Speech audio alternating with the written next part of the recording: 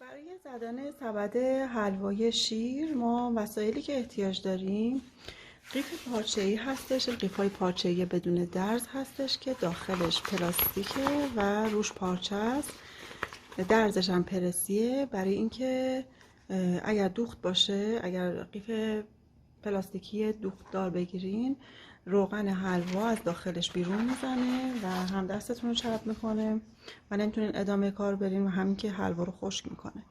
رنگ سفید مارک فو که ترکیه‌ایه و رنگ امریکالر که آمریکاییه میتونین استفاده بکنین. هر دوش هم تقریبا کیفیتش برای کار ما مناسب. از این واشرها برای نگهداری ماسوره استفاده میکنین داخل قیف. این ماسوره ساده شماره 5 و شماره 10 برای ما برای زدن این سبد گل کاربرد داره.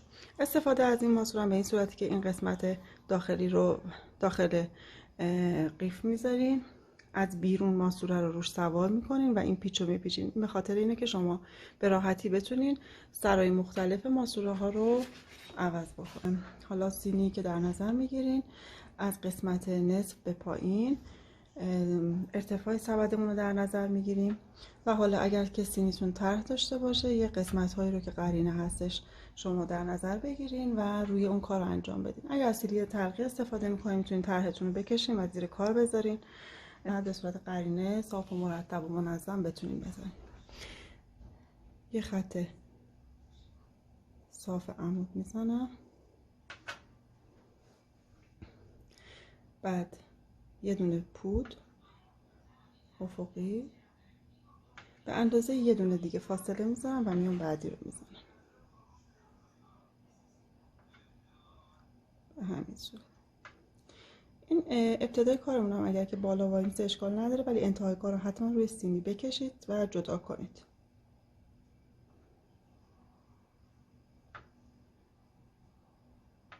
به این صورت تار بعدی رو میزنم روی اون قسمت هایی که من به سینی زدم و جدا کردم و حالا میخوایم پود ردیف دوم که بزنیم از داخل این یکی در میون که جا گذاشتیم از داخل این میزنم. الان من دارم با ماسوره شماره 10 کار میکنم، 10 ساده. اگه خیلی سریع نکشین اینطوری این وسطش حالت تیکه‌ای و بریده‌ای در نمیاد. اینجا یه خورده وقتی هم که خراب شد، حالا اگه تونستین میتونین با حلال دندون برش داریم.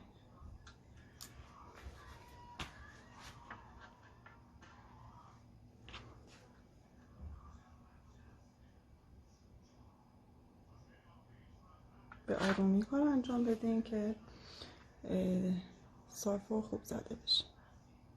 و پود بعدی به همین ترتیب تا انتهای کار رو میزنم.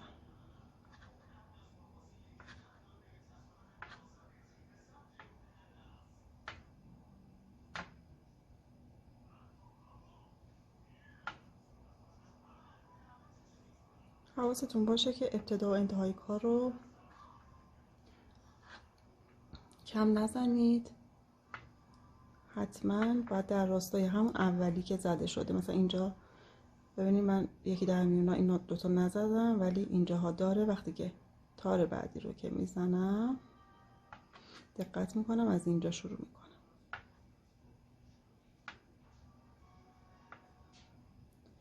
به این صورت این سبد یه سبده چارگوش ساده که حالا میتونه به صورت مربع یا مستطیل زده بشه آماده میشه. من تا انتهای کار میرم.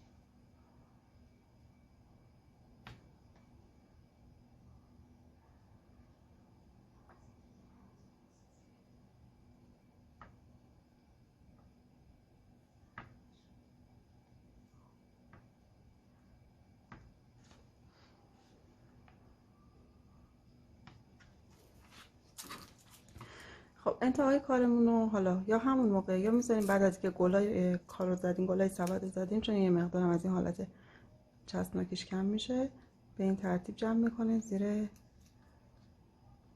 پود گرد میکنیم و میفرستیمش اون زیر با خلال دندون.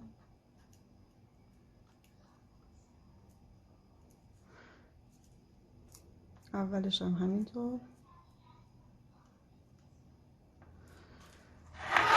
و این قسمت پایین رو ما به صورت رشهای اوریب، یه رش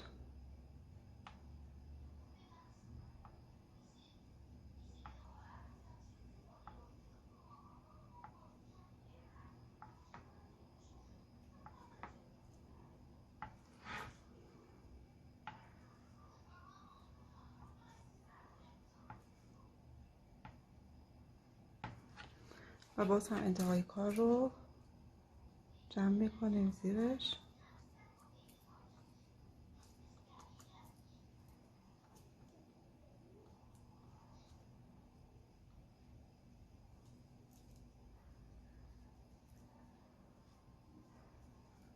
خب این حلوا رو تمرین بکنید تا بتونید حلوای بعدی رو به راحتی بزنید، سبد بعدی رو به راحتی بزنید.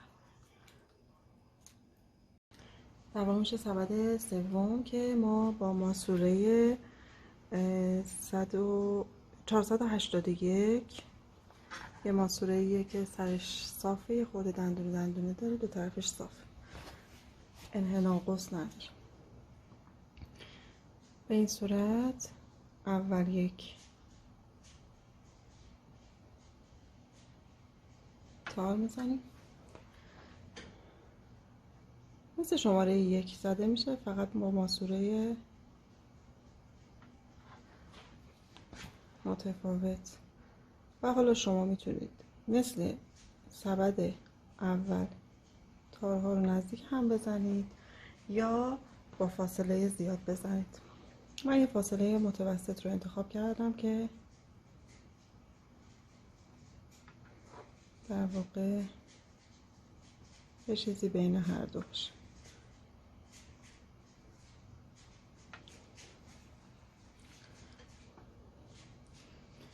خب ببینید، دقت میکنید که تار بعدیمون روی انتهای پودهایی باشه که زدیم به این صورت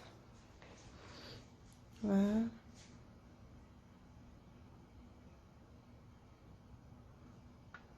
به همین ترتیب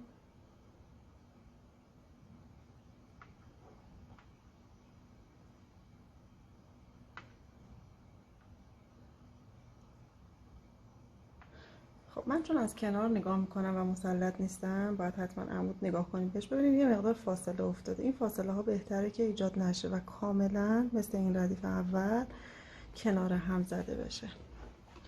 دقت کنید، شما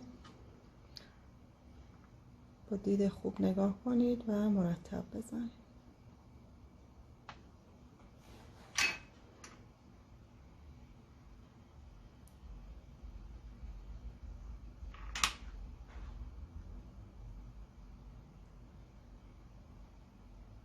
و حتما فاصله تارهامون هم باید یک اندازه باشه، یعنی اگر که اولش 2 سانت زدیم بعدا نرسه به 4 سانت و 5 سانت.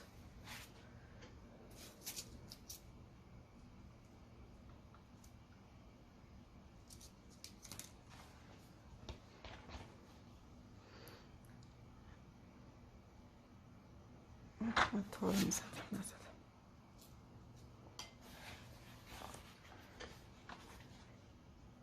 الان فاصله تارهای من با اینکه حالا دیدم عمود برش نیست و نمیتونم دقیق ببینم، ولی تقریبا همش مساویه و 2 سانت.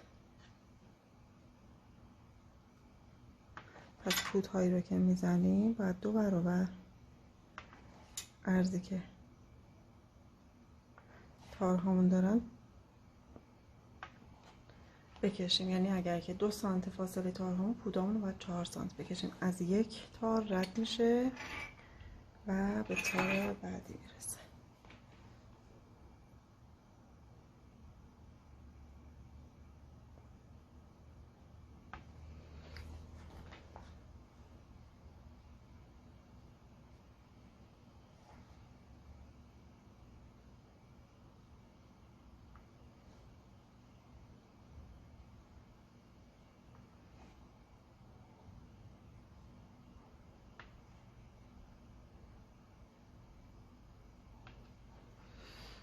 آخرین تارم میزنم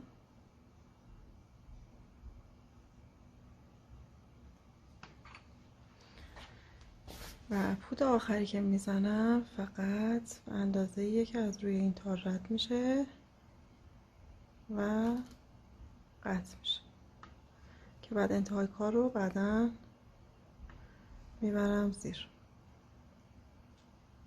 به این صورت. با یک خلال دندون اینها رو به زیر کار میبریم. یه مقدار که گذشت اینها یه مقدار سفت‌تر میشه و راحت‌تر و تمیزتر حرکت میکنه و زیر کار میشه.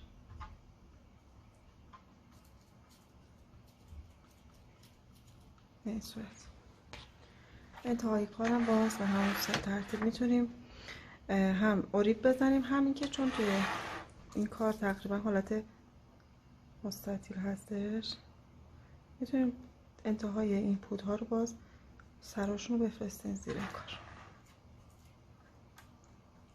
و همینطوری ببندینش. به همین صورت هم میتونه باشه. میتونید یک حالت اوریب هم بزنید که چون فکر میکنم عرض این پهنه بهتره که قشنگتره به این حالت در بیاد.